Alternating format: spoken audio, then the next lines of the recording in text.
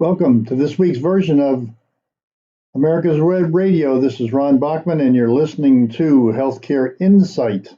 And what we have been doing the last number of months is talking about the healthcare of this country, both domestic policy, foreign policy, the Biden administration. We have clearly become much more political than we are just talking about free market health insurance. As a country, we are so close to socialism. We're beyond liberal. We're beyond progressivism, even, I believe. We are into socialism, and a number of nominees that we have seen by this Biden administration are out and out Marxist, amazingly as it seems. So today I want to turn to one of the biggest issues that is under debate in this country, especially in our school systems, and the media is even picking up on it, and that is what you have all heard, critical race theory. Let's find out today what it really is and how it figures into the whole dynamics of our politics. Even though we don't have to talk about politics to get into critical race theory, we're talking about an educational process that's affecting our children and, in fact, is infecting our daily thinking. Now, I want to preface this, and then we're going to turn to some experts talking about it, but let me give you my understanding of critical race theory, because that's the term that we hear, CRT, as if it's a separate and unique concept. Well, I'm here to tell you today, and I think you're going to find out it is not unique. It actually is a subset of the broader issue of critical theory. So forget about critical race theory at the moment. Let's talk about the umbrella concept of critical theory and what that's all about. And what we're going to find out is that critical theory concepts were first presented by Karl Marx and Engels in their papers supporting Marxism. Now, they didn't use those terms, as we're going to hear again. They used different terms, but the idea was, let's get one part of society rebelling against another part of society, because one side is an oppressor and the other side are the victims or the oppressed. And we can do that, as Marx was talking about originally, as an economic divide between a certain class of people. The bourgeoisie had the money, and the proletariat was were the people that were being oppressed. But you can see that in today's society as we move towards social justice and other terms, where there always seems to be an oppressor and an oppressed, people who are being taken advantage of. And this concept is very powerful because we tend to gain power if we identify ourselves these days as victims. And so victimology can be another term that's used for critical theory. So I want to talk about critical race theory ultimately, but critical theory, you need to understand, is more about power, who has power and who would like to gain power. The people in power are oppressing people. Let's figure if we can create a wedge, a division in the country so that those who are being oppressed will rise up and change and alter and fundamentally alter the dynamics of economics, of civilization, and that goes almost any aspect that we're talking about. If you talk about any kind of, whether it's LBGT, whether it's talking about economics, whether it's talking about race, all these issues are identified under the critical theory, and the critical race theory is the one that has sort of bubbled up into the current media. So what I want to do is I want to bring in somebody who has been speaking on this for a long time, Mr. Neil Charvel. And he's going to talk about and give you a little bit more background on his definition of critical race theory and his overview of critical theory in and of itself as the umbrella operation, and then dive down into critical race theory and what's going on in our educational system today. So, Professor Charvel, give us your perspective on what critical race theory is all about as a silo under critical theory. In his book Beyond Critique, Bradley Levinson says that Karl Marx alone invites consensus as the first true critical theorist. Well, not his ideas about economics per se, but his ideas about how power circulates within society to produce and reproduce inequalities and exploitation. But Marx did not coin the term critical theory. That came from the Frankfurt School, a bunch of sociologists and philosophers writing in the 20s and 30s in Germany and later in the US. But that was like 80 or 90 years ago. Since then, critical theory has evolved tremendously to produce entire disciplines like post-colonialism, critical pedagogy, postmodernism, feminism, Black feminism, queer theory, critical race theory. Now, Professor, I know you've tried to outline this for your audiences that you speak to by sort of creating a diagram that maybe our audience can visualize, where you have various boxes in various topics that show how critical race theory is sort of the umbrella, and then under each of those, this victimology, this oppressor, oppressed is sort of characterized in each of the topics that many of us hear about, whether it's feminism or other topics. So outline, if you will, a little bit of what these boxes are that you're talking about that make the overall vision and picture of what's going on in this country, that many people really don't understand how all these things connect, but they really do. So tell us about these boxes again.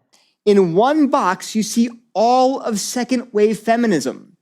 In one box, you see all of post-colonialism. One box is all of Black feminism. And there are about a dozen or so boxes downstream from Karl Marx. And all of this is critical theory.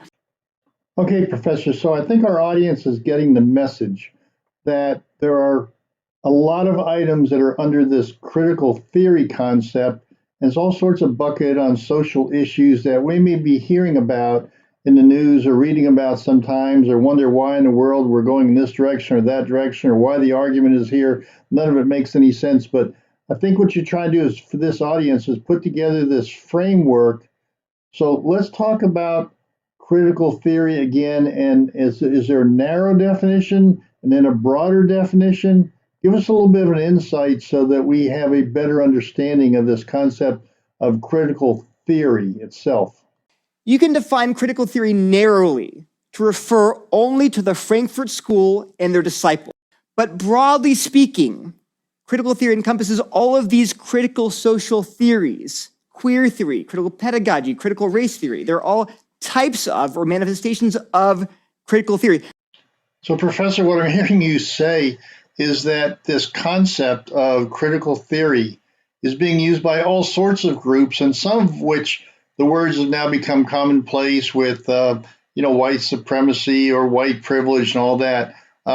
So is there another way that we can look at this so that our audience out here, those of us who aren't steeped in the academics that you are, can better understand some of the terminology and how all this sort of fits together, even though the current outrage is over, again, critical race theory?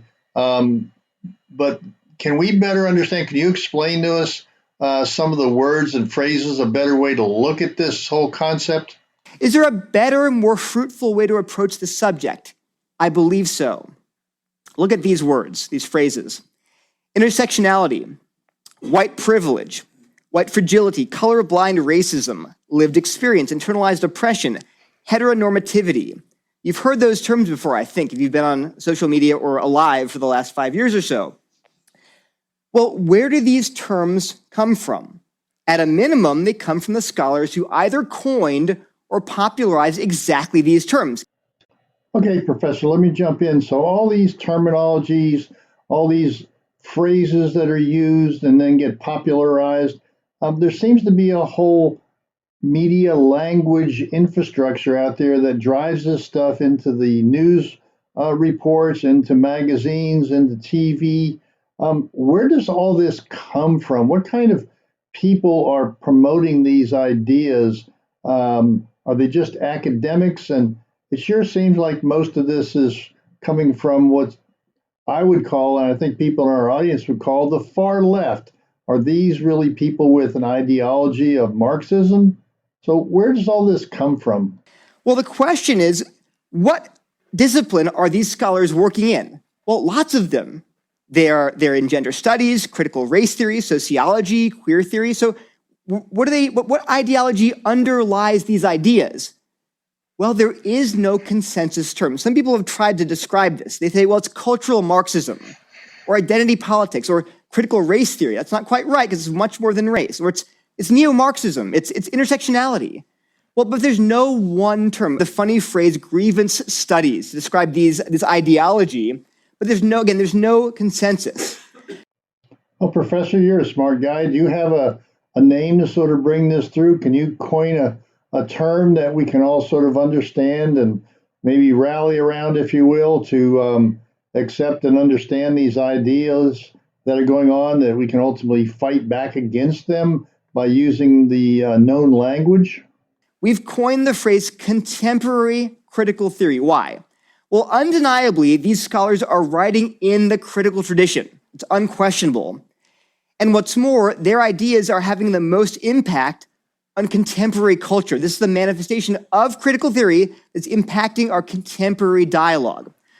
Well, Professor, I know, like any other ideology or new fundamental way of thinking, things that are being foisted on society through our so-called elite, many times there are individual basic principles that if we understood those, we'd understand the danger of some of these ideas even more. So can you tell us about, 3 or 4 underlying principles that we ought to be fully aware of, and how we might be able to view some of the new twists and turns in these phrases and ideology and social remedies that people are trying to transform the country? Can you give us some insight as to some of the critical building blocks? There's the social binary, oppression through ideology, lived experience, and social justice. Let's start with the social binary. According to critical theory, or contemporary critical theory, society is divided into oppressed and oppressor groups along lines of race, class, gender, sexuality, physical ability, etc. For every social group, there's an opposite group. The primary groups that we name here are race, class, gender, sexuality, ability, status, exceptionality, religion, and nationality. Okay, Professor Cherval, you've done a great job of outlining critical race theory as being a part underneath the critical theory. And you've also given us a whole host of areas where there's oppressor and oppressed categories, and how people are trying to find those under this new critical theory concept, and have been for many, many decades. And they're now becoming more successful in infecting our social behaviors and interactions, and our social dialogue that is becoming more and more along the lines of this critical theory, especially through the critical race theory. So I want to come back and I want to delve into more detail, because I think our audience is very interested in this and getting knowledgeable so that we can fight this kind of movement that's going on in the country. So let's take a quick break and we'll be right back and talk to Dr. Cherval. Thank you. Welcome back to America's Web Radio. This is Ron Bachman, and you're listening to Healthcare Insight. And today we are focusing on the current topic that most of you will hear about in the news. In fact, on Tuesday we had an election. This program is being recorded before the election results, but the whole election, whether it's won by the Republican or the Democrat, has been around critical race theory being taught in schools, and parents being outraged that it is dividing their children. It's affecting their children. It's making kids come home and say, "Mom, Dad, am I evil because I'm born white?" Black kids coming home, "Mom, Dad, do I not have the same opportunities as anybody else because I'm black and I'll never be able to get ahead? My dreams can never be fulfilled. Am I forever put into a category of being a victim, and I can never really achieve the American dream as some have talked about, and if some have shown can happen? Can I no longer dream?" What happened with the idea that anybody can become president, and Obama, a black man, became president? Is that no longer possible? So we have kids asking questions of parents that make no sense to the parents. So today we're trying to explain to the audience here the perspective of what critical theory is all about, let alone the subcategory of critical race theory. So I want to get into this idea of that there are people out there, especially in academia, who are coming up with these words and phrases and have contacts in the media to write articles and op-eds and books about how to divide this country. How do we separate people so that we have conflict, especially in writing books and writing papers? Conflict is a way to get people's attention. And it seems to have gone to an extreme these days where we're finding more and more ways to separate people, to have pit one group against another one. And we have so much infighting, I think people are really getting tired of it.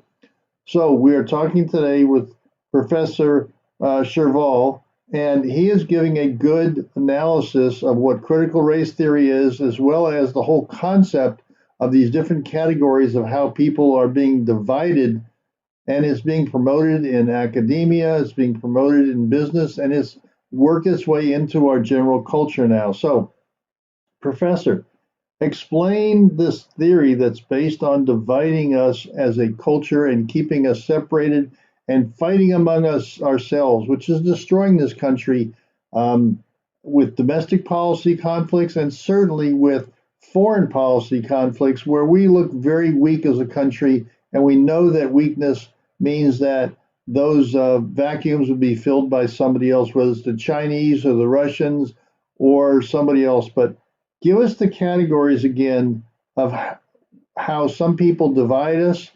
I know you've got a chart that you've used, and we can't show the audience in a radio or a podcast broadcast, but talk about the different columns that you would have that clearly, if we could see it, would show how somebody has come up with a whole diagram of how to separate us by looking at victims, oppressors, and various categories like that. So give us that verbal description of what your chart might look like. The first column lists the minoritized or target or oppressed group, people of color, the poor, women, transgender people, Muslims. The middle column lists various forms of oppression, racism, classism, sexism, heterosexism. And the final column lists the dominant agent or oppressor group, whites, the owning class, cis men, heterosexuals, Christians, etc. Well, Professor, you've used the term a couple of times, intersectionality, and some of us may hear that term and have no idea what that really means. It sounds like mumbo jumbo some academic came up with. I'm sure there's a good definition or explanation of what intersectionality means in this academic world that's infecting our culture. And the media may use the term and we have no idea what it is. We may read an article and we have no idea what it is. So could you explain this crazy term called intersectionality? Intersectionality says that our identities can't be understood within a single axis alone. So a person can be part of both an oppressor group and an oppressed group at the same time. For example, a white female will be part of an oppressor group with respect to her race, but an oppressed group with respect to her gender. So, Professor, give me an example. Give this audience an example of this intersectionality. I can be both an oppressor and oppressed at the same time. For people who are trying to put together coalitions and develop common cause, solidarity in the language of the left, typically, give me an example of something that would not be as clear cut in terms of we all feel and have the same cultural issues and of being oppressed or being the oppressors. We can't assume that white women and women of color will share the same agenda because women of color are oppressed in a way that white women are not. So gender alone is not a basis for solidarity, necessarily. All right, let me jump in quickly, Professor, because I'm trying to get all these terms straight. You've used several of them that I want to be sure that we clearly define.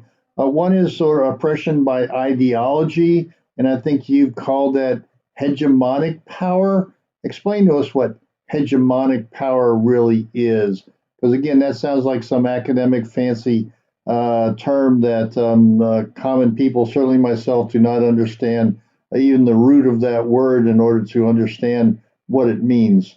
So tell us about that particular term, hegemonic power. Second, we have the idea of oppression through ideology, which is called hegemonic power. What on earth is hegemonic power? Hegemony refers to the control of the ideology of society. The dominant group maintains power by imposing their ideology on everyone else. This is crucial. Traditionally, oppression is understood to refer to acts of cruelty, injustice, violence, and coercion. But contemporary critical theorists expand this definition to refer to other ways in which the dominant social group imposes its norms, its values, and ideas on society to justify its own interest, to support its own power. Okay, I'm beginning to understand this whole idea of institutional racism that they talk about so often, and the idea of white privilege, Eurocentric culture. That is what we need to take down, tear down, and rebuild society around, because we're not talking about real oppression in the historic sense. We're talking about just because a system was created by a certain people who now we can say are oppressors, the system that they put together oppresses, whether they intended it or not, whether we are coerced into doing something or we have freedom within that system. We're going to say it's just racist, it's oppressive because of who established it. And now we can start to tear down entire parts, if not all of society. Is that what this is really all about? In its new usage, oppression designates the disadvantage and injustice some people suffer not because a tyrannical power coerces them, but because of the everyday practices of a well-intentioned liberal society. Oppression is embedded in unquestioned norms, habits, and symbols.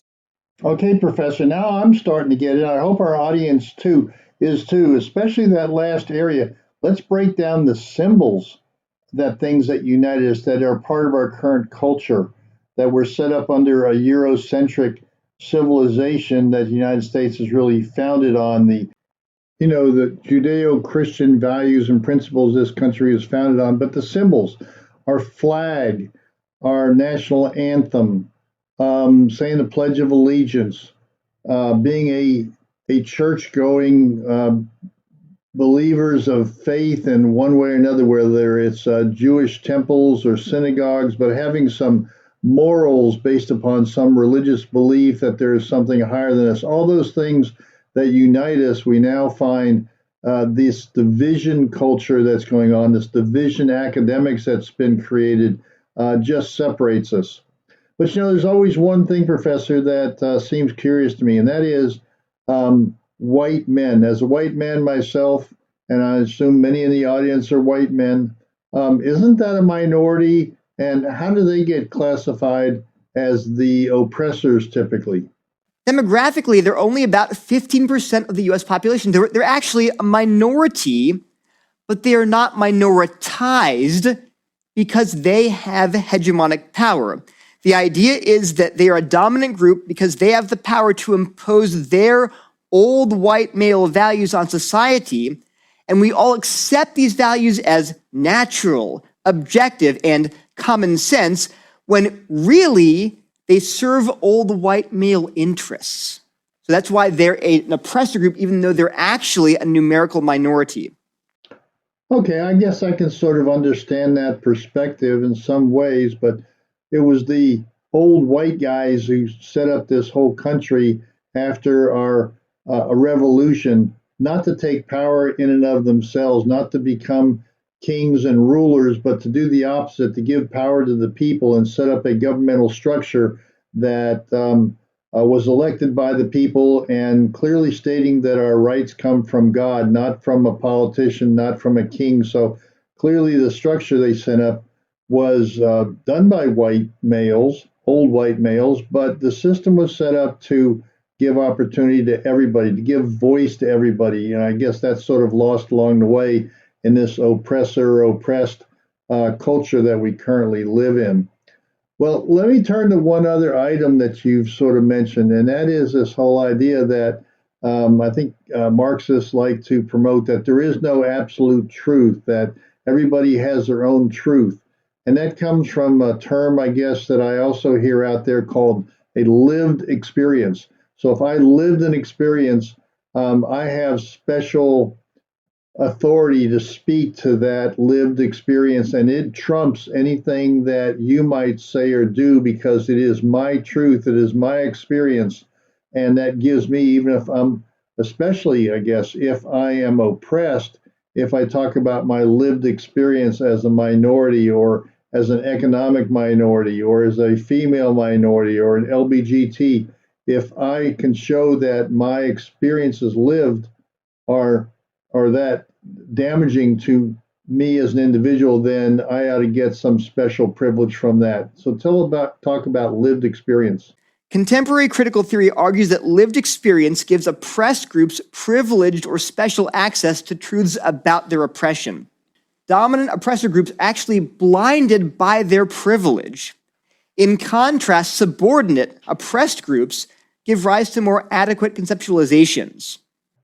Okay, Professor, a lot of, more fancy terms from your academic elite group that basically says that if you're a minority or an oppressed group, you can just have your own truth about your experience that's more important than actual truths that may occur because you are being dominated by somebody else. So again, there's only white racism that it can possibly exist because whites can't understand the black culture, the black experience at all. So the blacks can claim reparations. The illegals coming across the border can claim a $450,000 payment for separation of family because that's their experience and that's their truth. It's a crazy world, but I understand where the academics that you're talking about coming from, and it is affecting our current culture.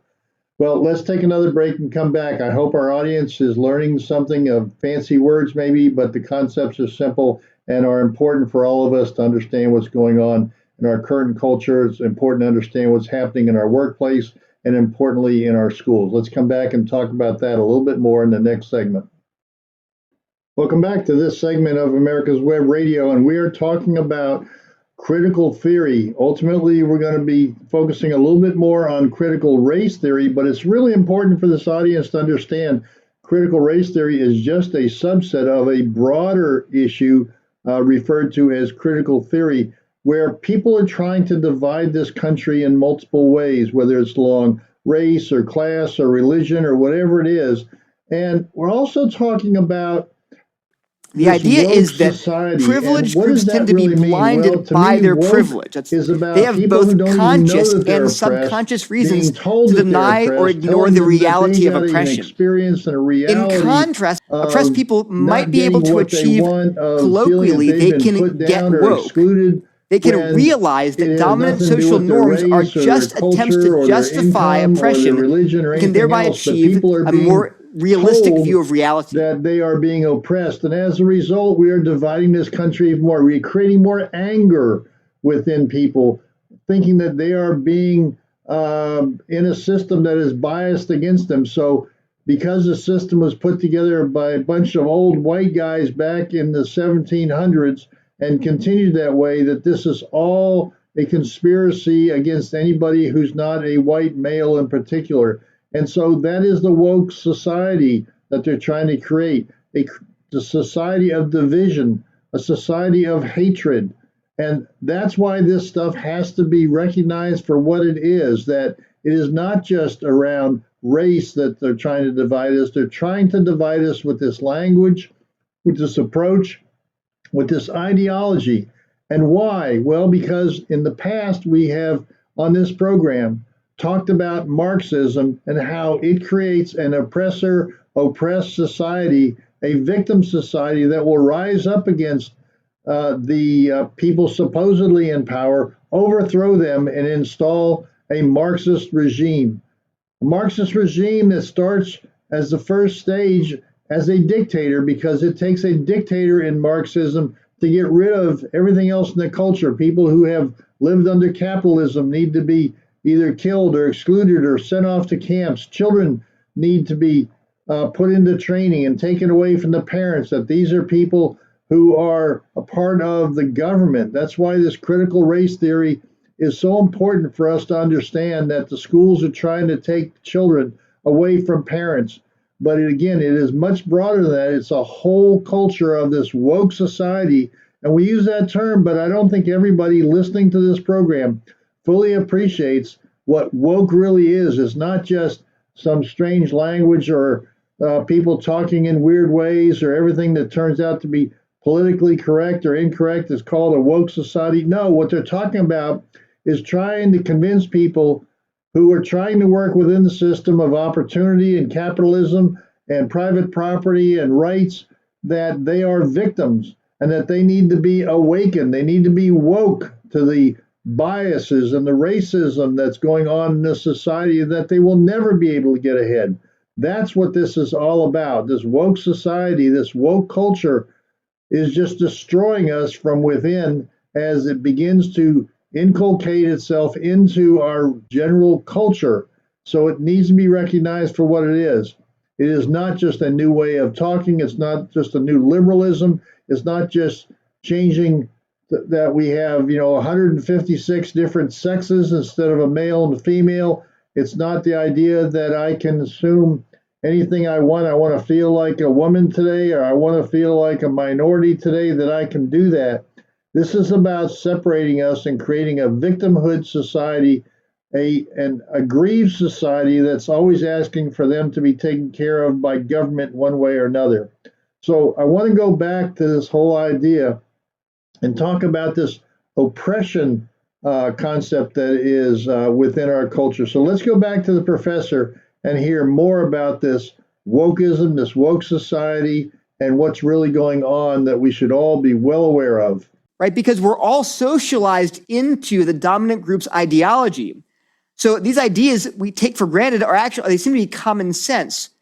But so they can experience, even as oppressed people, they can experience internalized oppression, where they have actually internalized and embraced the ideology of the dominant group, failing to realize that it's just an exertion of power. So, Professor, what you're really saying is that people who didn't know that they're being oppressed were trying to live within a culture that was giving and finally, them freedoms and opportunities. Social justice. Contemporary critical theorists are fundamentally concerned with social justice, which it defines as the elimination of all forms of social oppression, whether it's oppression based on a person's gender, race, ethnicity, religion, sexual orientation, physical or mental ability, or economic class. These political times call for a new dialogue about and commitment to the politics of liberation. Liberation requires a struggle against discrimination based on race, class, gender, sexual identity, ableism, and age. A white Eurocentric form of government that is really oppressing you, even though you may not fully understand it. So get woke and understand that that's all what this is about. Now, I know there's another area of social justice as a comment that kind of feeds into all of this, that people want more social justice, but those are terms that most people really don't understand or appreciate is within this whole realm of critical theory, that there is an oppressed and an oppressor involved in social justice. So many things that make no sense to us, releasing prisoners, no cash bail, of forgiving people who commit crimes, of releasing people, not prosecuting them, all that is part of social justice as well. So, Professor, give us, again, a little bit more detail and explanation of social justice as we move to this final area, I think, of the theory of critical theory. The central goal of contemporary critical theory is to achieve equity, social justice, liberation of these groups from oppression. But it shows how this idea that social justice is the ultimate goal can trump all other goals and moral concerns. Well, Professor, you certainly gave us a good overview of the different components of critical theory. And I know we'll get into critical race theory in a few minutes, but why is it important that we understand this concept again, just so the audience keeps things in perspective now that we've gone into some of the details of the specifics of critical theory? Why is it important that we all recognize critical theory as this broad umbrella that includes many aspects trying to divide us? Understanding critical theory is very useful for understanding a lot of what's going on in our culture today, in the media, in politics, everywhere. Okay, Professor, I can't help but jump in at this point. Are there good and bad aspects of critical theory? What's the value here that maybe we can find some silver lining in this dark cloud that's going on in this great debate that's beginning in this country? What's the good and the bad, or what's the bad and the good? Any order that you would like to take this? But before I talk about the bad side, the negatives of critical theory, let's talk about its positives. So first, contemporary critical theorists are right to identify oppression as wickedness and evil. The Bible, from the Old Testament to the New Testament, from Genesis to Revelation, says oppression is evil, and that God calls his followers to resist oppression and to overturn and dismantle injustice. Now, major caveat, what critical theorists call oppression may not be oppression at all. But let's be clear, when the vulnerable are being abused and when the powerful are taking advantage of their vulnerability, Christians should absolutely work to stand up for the rights of the vulnerable. Second, critical theorists focus on groups, not on individuals. So because of that, they focus on ways in which systems and laws can promote sin. Now, they're right to do that. For example, chattel slavery in the US or the Holocaust should not be analyzed only in terms of individual people doing evil things. In fact, in both cases, society had created entire systems and laws which codified sin into practice. And the law shaped human moral intuitions as it always does. So, of course, people were individually responsible for their sin, and yet that sin was enshrined and codified, and it was amplified by these systems, which encouraged human wickedness. And finally, hegemonic power does really exist. It's not imaginary, and it can have an insidious effect on how we think about our norms and values. Here's an example that will resonate with conservatives. Think about how hard it is as a Christian parents to teach your children that beauty is not merely external. Why is that so hard? Well, it's hard because they're bombarded with images from Hollywood, Madison Avenue, from TV, music, magazines that teach them something totally wrong about beauty and sexuality. That is hegemonic power in practice, right? So we recognize it's a real thing. Well, Professor, you make some good points there and make some good analogies and examples, but it's not really the positive so much as it is an awareness, I guess, that you're saying that critical theory actually makes us think about the issues and be sure that we're not oppressing people when there's no real intent to. So it's more an awareness of some of the systems as opposed to saying, that the system is in fact evil, that it's more on the margins that we need to constantly look for improvement. No system is perfect. No system of government is perfect.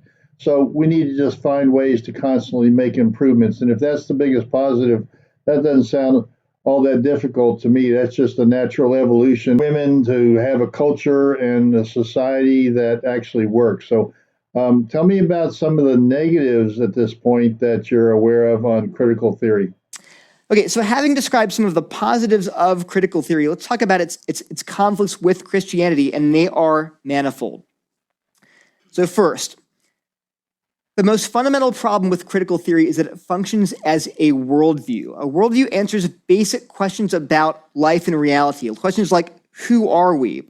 What's our problem as human beings? What's our solution to that problem? What's our primary moral duty? Critical theory answers these questions with a meta-narrative, a story arc from creation through fall, through redemption, to restoration. Who are we? Well, we're the creatures of a good and holy and just and loving God. What's our problem? Well, we've rebelled against that God. What's the solution? Well, God needs to rescue us from outside. He needs to redeem us from our sin. We're helpless in ourselves, and will one day be restored to God and to each other. That is the meta-narrative, the story arc of Christianity. Well, critical theory tells a very different story. There is no creation element within contemporary critical theory. That's very important. Our identity is not primarily as God's creatures vertically, but as members of various social groups competing for dominance, right? What's our main problem in life? Not sin, but oppression. Certain groups have used their power to subjugate and exploit other groups. The solution? Activism. to either throw off the chains of the oppressor or to ally yourself by divesting of your own power and privilege to promote and lead to the goal, which is equity or liberation or social justice. Finally, Professor, you've hit on the difference in this worldview of a Christian worldview, a Eurocentric worldview, versus this woke worldview. I want to come back and really focus on that in our final session. So let's take a quick break, and I hope our audience stays with us, and we're really going to get into the conflicts and the problems of critical theory and critical race theory. Stay with us. Welcome back to the final segment of America's Web Radio on critical race theory. We're talking about critical theory as the umbrella concept, and I hope all the audience has been with us this whole time, because there are so many aspects to critical theory that are dividing us. It is a divisive message of pitting one group against another one, oppressor and oppressed, victimization of the world, becoming woke to the idea that no matter what you do, you're not going to get ahead because you're oppressed, even if you didn't realize it before. So this messaging about how we ought to be feeling aggrieved by the society we live in because it was developed by somebody else. It's not our own truth. It's not our own system. And we come to the point in this presentation now where we're talking about what some would refer to as your worldview. How do you view the world in terms of what the critical issues are of how we self-govern, how we live together? Is it a Christian worldview of salvation and forgiveness? Or is it a worldview that there is no God? And that's what atheism and Marxism is all about, that we are just a bunch of people struggling within the realm of who is going to be the dominant force, who's going to be the oppressor, who's going to be at the top of this pyramid that takes advantage of everyone else, that there is no love for your fellow man. There is no treat others as you would want to be treated. That is not the way that the worldview of critical theory is. It's simply one group against another one set of complaints against another group that's oppressing them. So let's talk more about this difference in worldview with Christianity and what we have historically believed in this country, that was founded on searching for freedom of faith. It's one of the critical issues of our governmental structure, that we have freedom of religion. So let's find out more from the professor what he says about this different worldview that is occurring. And is there a clash? Is there some way to pick and choose from one or the other? How do these two worldviews connect or disconnect from a biblical or Christian view of critical theory?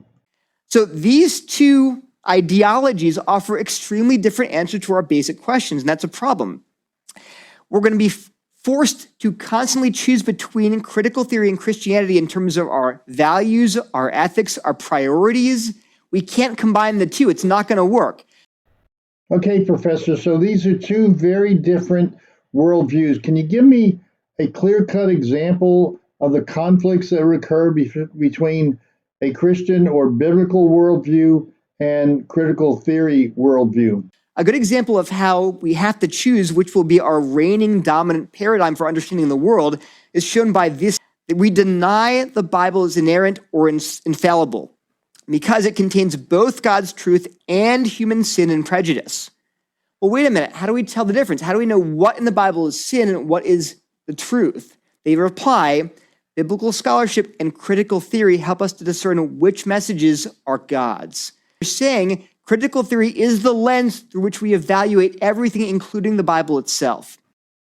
Professor, to me, the best example of that is President Obama, who believed in Black liberation theology, that there's no such thing as individual salvation, but rather group salvation, where the white population has to give back everything that they took to the Black population. That is, the white oppressors over the Black victims.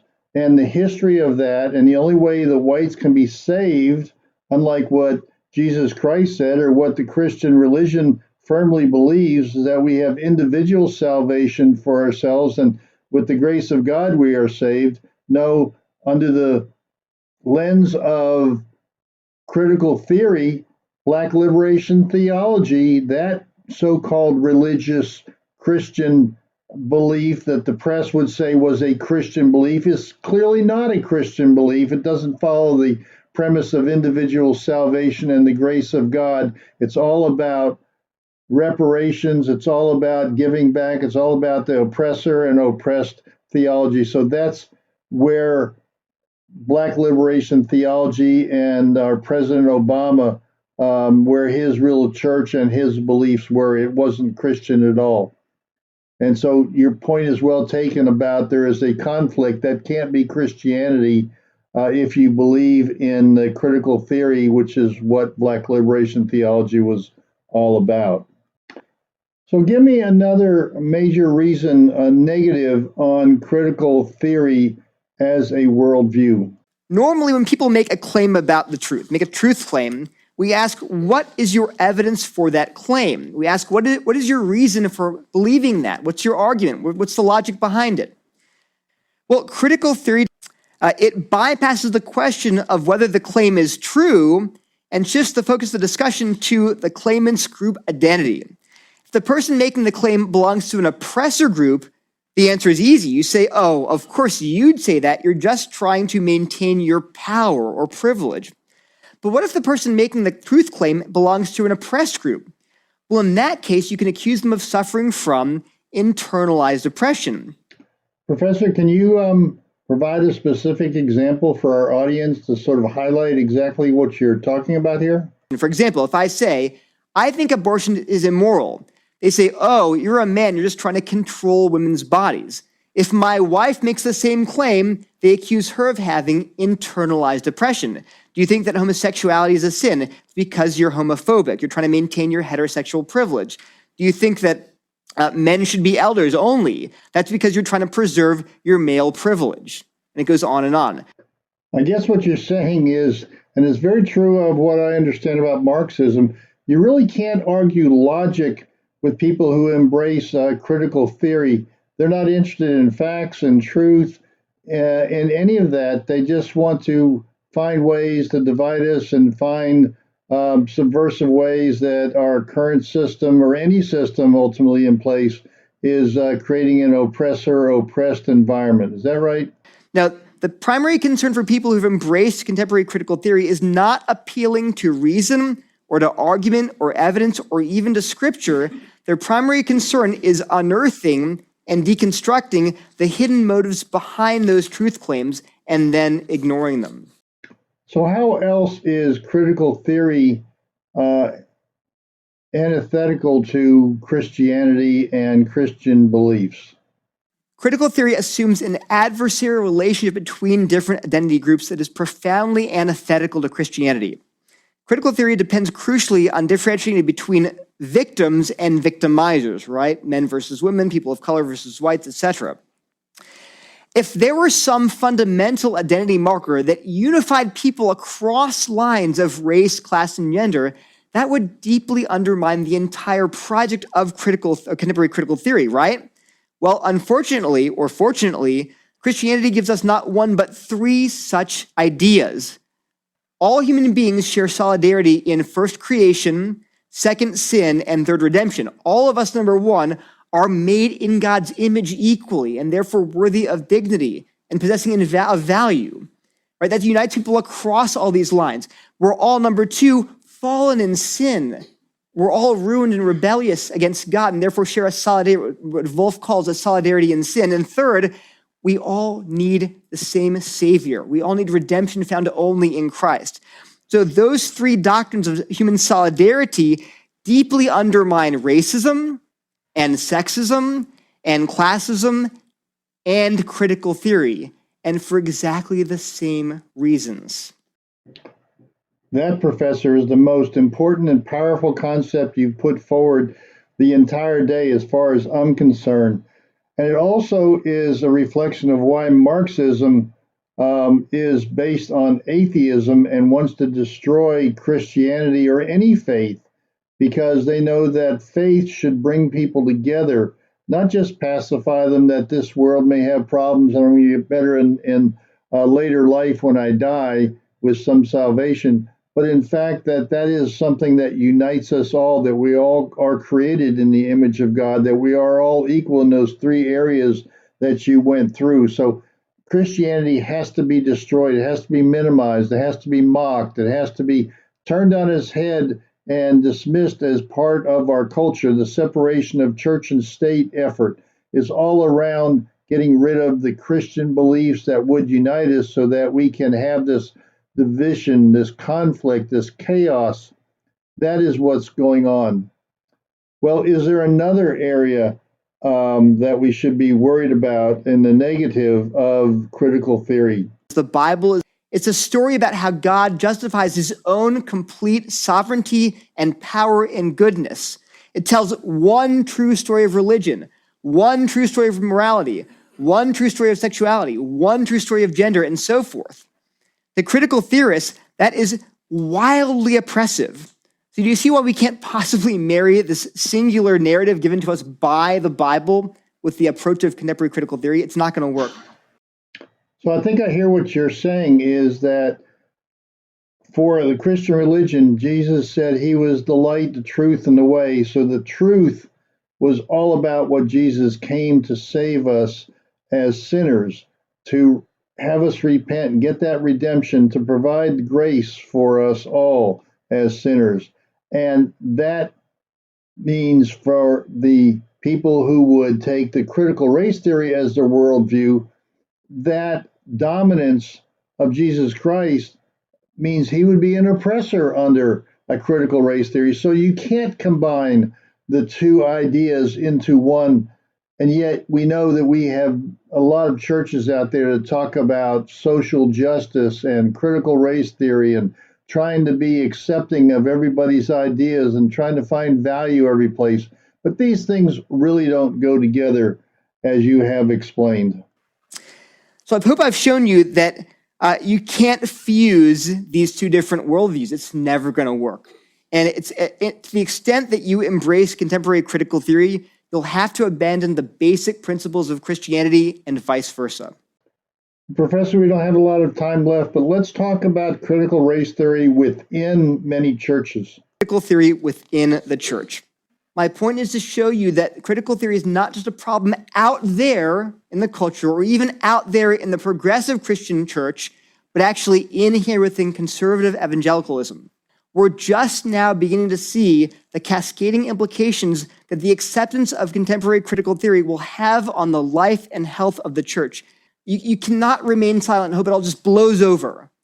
If you are an elder or a leader or a pastor, you are called to shepherd the flock. And that means you need to explicitly repudiate these ideas. And if you don't, you are neglecting, you are ignoring, you are rebelling against God's role for you. And in fact, I would argue this.